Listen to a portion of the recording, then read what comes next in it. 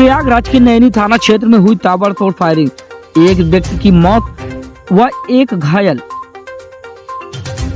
मामूली कहासुनी के बाद चली गोलियां और फिर हो गया खून खराबा। यमुना पार के नैनी कोतवाली क्षेत्र के अराइल इलाके में मंगलवार को यजमानी के विवाद में तीर पुरोहित बबुआ तिवारी की गोली मारकर हत्या कर दी गई। बबुआ के एक साथी लवकुश को भी गोली लगी है, जिसे स्वरूप रानी नेहरू अस्पताल में भर्ती कराया गया है। मौके पर पुलिस पहुंची है, हमलावरों की तलाश की जा रही है। इस घटना के बारे में बताया जा रहा है कि अराइल इलाके के रहने वाले बबुआ तिवारी का दूसरे तीर्थ पुरोहितों से यजमानी को लेकर विवाद चल रहा था। उसी विवाद में मंगलवार को लेकर फिर कहासुनी हो गई। सच्चा बाबा आश्रम के पास झगड़ा बढ़ने पर दूसरे पक्ष ने ताबड़तोड़ फायरिंग की।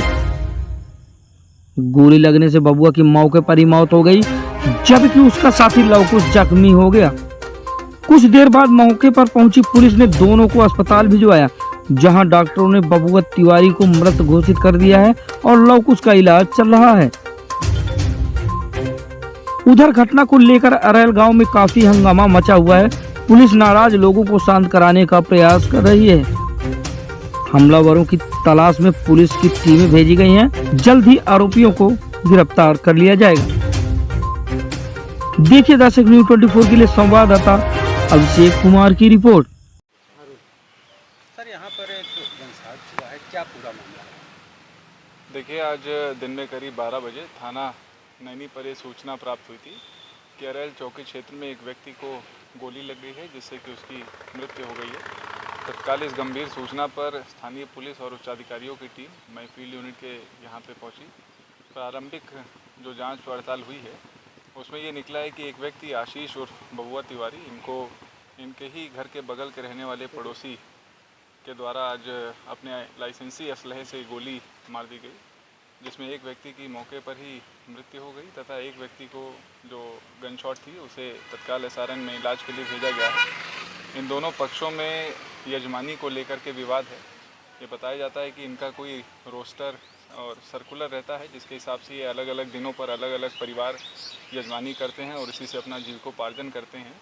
कल किसी यजमान के द्वारा पैसे ले लिए जाने पे और इस सर्कुलर को जंप कर देने की विवाद के कारण से ये स्थिति उत्पन्न हुई है।